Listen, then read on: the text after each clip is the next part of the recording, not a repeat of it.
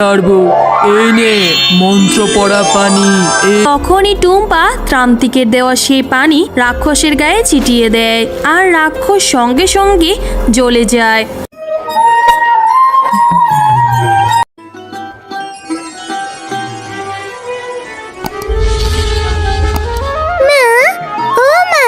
তোমার কি ফুল গাছে পানি দেওয়া হয়নি?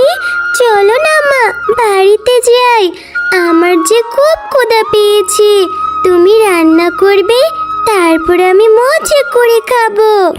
আচ্ছা দাঁড়া মা, আর কিছুক্ষণ পানি দিয়ে নেই, তারপর বাড়ি চলে যাব আর তোকে রান্না করে দেব। আচ্ছা মা, ঠিক আছে, তাড়াতাড়ি পানি দাও, আমার যে খুব ক্ষুধা লেগেছে। বুঝেছি রে মা, আমি যদি কাজ না করি তাহলে খাবার কোথায় পাবি বল? তোর বাবা মারা যাওয়ার পর এই বাঘিনী ভাবির ফুলের বাগানে পানি দিয়ে যে কয়টা টাকা পাই তা দিয়ে সংসার চালাই, তাহলে কিভাবে চলবো বল? ঠিক আছে মা, তাড়াতাড়ি করো।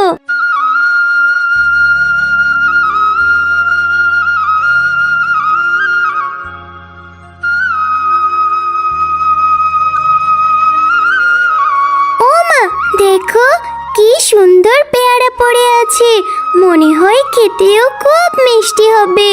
আগে খেয়ে দেখি, যদি মিষ্টি হয় তাহলে আরো কিছু পেয়ারা ছিঁড়ে নিয়ে যাব।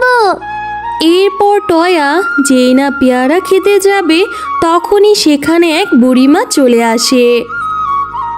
এই যে পিচ্ছি মেয়ে, এই পেয়ারা তুমি খেও না, দয়া করে এই পেয়ারাটা ওখানেই ফেলে দাও।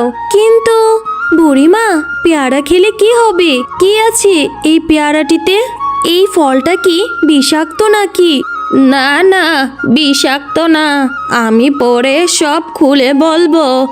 এখন বাঁচতে চাইলে এখান থেকে পালাও। এই কথা বলে বুড়িমা ওখান থেকে চলে যায়। মা টয়া, চল আমরাও তাড়াতাড়ি এখান থেকে চলে যাই। এখানে নিশ্চয়ই কোনো হিংস্র পশু আসছে, এই কারণে বুড়িমা আমাদের তাড়াতাড়ি এখান থেকে পালিয়ে যেতে বলেছে।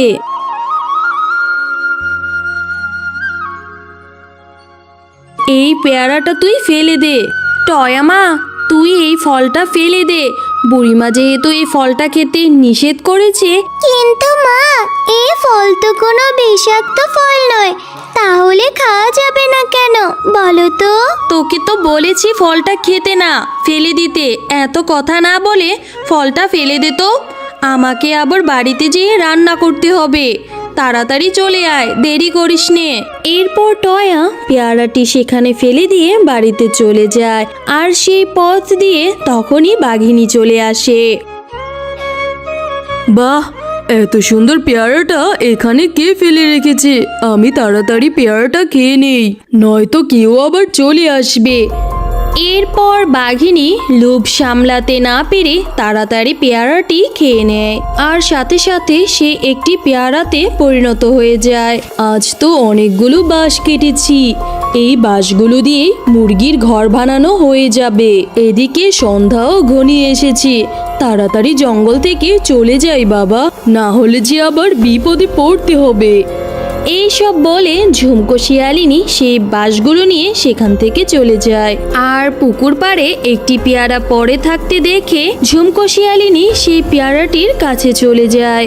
ও মা, কি সুন্দর পেয়ারা, আমি বরং এই পেয়ারাটা তুলে নিয়ে আমার মেয়ের জন্য নিয়ে যাই। আর তখনই সেখানে এক দুষ্ট দৈত্যের আবির্ভাব ঘটে। খা খা, আমার গাছের পেয়ারা খেতে খুব মিষ্টি, একটা খেয়ে দেখ। ওরে বাবারে, রাক্ষস, কে কোথায় আছো? আমাকে এই রাক্ষসের কবল থেকে বাঁচাও। এই এই, তুই চিৎকার করছিস কেন? আমি তোকে খেয়ে ফেলছি নাকি? হ্যাঁ, আমি তো শুধু তোকে আমার গাছের ফল খেতে বলেছি। একবার খেলে বারবার খেতে যাবি, আর আমি তোর কোনো ক্ষতি করব না। সত্যি বলছো রাক্ষস? কিন্তু আমি তো এখানে ফল খাবো না, বাড়িতে নিয়ে গিয়ে খাবো। না না, সেটা তো হবে না। আমার গাছের ফল খেতে হলে এখানেই খেতে হবে। তুমি তো অনেক ভালো রাক্ষস, আচ্ছা ঠিক আছে, আমি এই পেয়ারাটা এক্ষুনি খেয়ে নিচ্ছি। এরপর ঝুমকো শিয়ালিনী যেই না পেয়ারাটি খায়, সাথে সাথে সে একটা পেয়ারাতে পরিণত হয়ে যায়। হা হা হা হা হা। আমার শিকার আরো একটা বাড়লো। এ কি, গাছে তো আরো একটি পেয়ারা কম। তার মানে আমি না থাকায় কেউ একটা পেয়ারা এখান থেকে চুরি করে নিয়ে গিয়েছে। না না, এখন থেকে আমাকে লুকিয়ে থেকে এই পেয়ারা গাছ পাহারা দিতে হবে। যেভাবেই হোক 7টা শিকার যে আমাকে ধরতেই হবে। এইসব বলে রাক্ষস চলে যায়। আর এইদিকে বাঘিনীর মেয়ে মিলি তাকে খুঁজতে খুঁজতে টয়াদের বাড়িতে চলে আসে। জয়া, শেফা আন্টি, আমার মাকে দেখেছো তোমরা? না তো মিলি, কেন? তোমার মা কোথায় গিয়েছে? তোমাকে বলে যায়নি?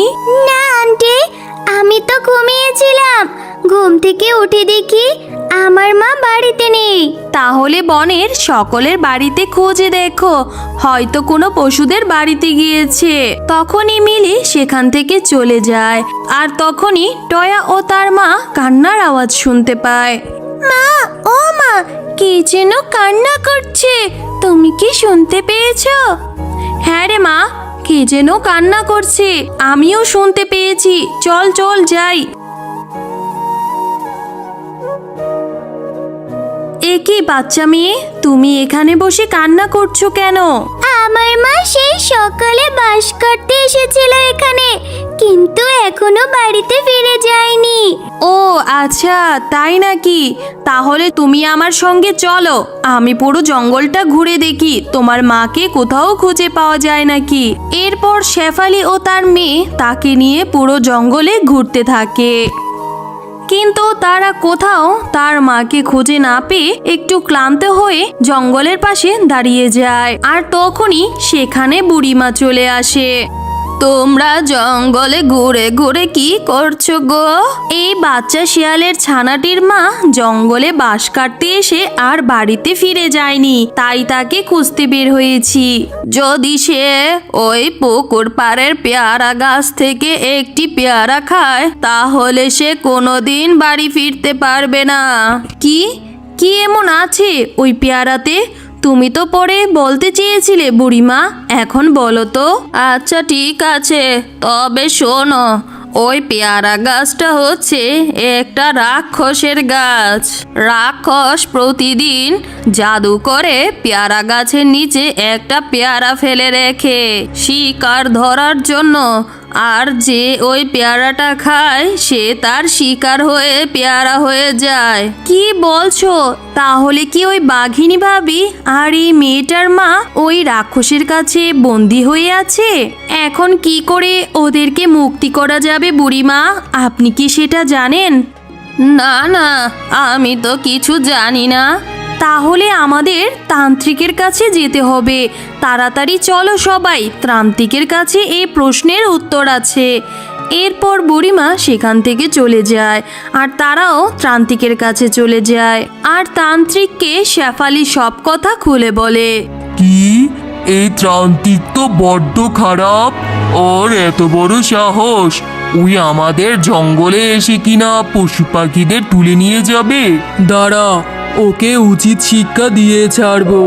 এই নে মন্ত্র পড়া পানি, এই পানি ওই রাক্ষসের শরীরে ছিটিয়ে দিবি, তাহলে ওই রাক্ষস জনমকারের মতো ধ্বংস হয়ে যাবে। আচ্ছা ঠিক আছে তান্ত্রিক বাবা, আপনাকে অসংখ্য ধন্যবাদ। এরপর শেফালি মন্ত্র পড়া পানি নিয়ে সেই পুকুর গাছের পেয়ারা গাছের সামনে চলে আসে। আমি গাছ থেকে এই পেয়ারাগুলো পারছি, আর পেয়ারা পড়ার শব্দে যখন রাক্ষস এখানে চলে আসবে, তখন তোমরা দেরি না করে রাক্ষসের গায়ে পানি ছিটিয়ে দিবে, কেমন?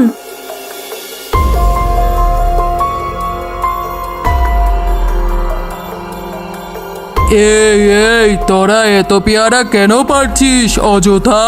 খেয়েও তো দেখ পেয়ারাগুলা কেমন লাগে খেতে। আর তখনই টুম্পা ত্রান্তিকের দেওয়া সেই পানি রাক্ষসের গায়ে ছিটিয়ে দেয়, আর রাক্ষস সঙ্গে সঙ্গে জ্বলে যায়। আর রাক্ষস সঙ্গে সঙ্গে আগুনে জ্বলতে থাকে আর রাক্ষস সেখানেই গায়েব হয়ে যায় আর পেয়ারাতে যারা বন্দি ছিল তারা আবার ফিরে আসে। শেফালি ভাবি, আপনাকে অনেক ধন্যবাদ। আমরা সবাই ওই রাক্ষসের খপ্পর থেকে বেঁচে আসলাম, কিন্তু বাঘিনী ভাবিকে তো এখানে দেখতে পাচ্ছি না। টয়া, তুই যে পেয়ারাটা জঙ্গলে ফেলেছিলি, নিশ্চয়ই সেই পেয়ারাতে বাঘিনী ভাবি বন্দি ছিল। চল তো যেয়ে দেখি। আমি তো কিছুই বুঝতে পারছি না রে শেফালি। এই পেয়ারাটা খেয়ে আমি পেয়ারা হয়ে গিয়েছিলাম, আবার একা একাই ফিরে আসলাম। সব হয়েছে আমার জন্য বাঘিনী ভাবি। আসলে পেয়ারাটা এখানে এভাবে ফেলে দেওয়াটা আমার একদমই উচিত হয়নি। তারপর শেফালি বাঘিনীকে সব কথা খুলে বলে। হ্যালো বন্ধুরা, গল্পটি ভালো লেগে থাকলে চ্যানেলটি সাবস্ক্রাইব করে দিবেন এবং পাশে থাকা বেল আইকনে প্রেস করে আমার পাশেই থাকবেন। ধন্যবাদ।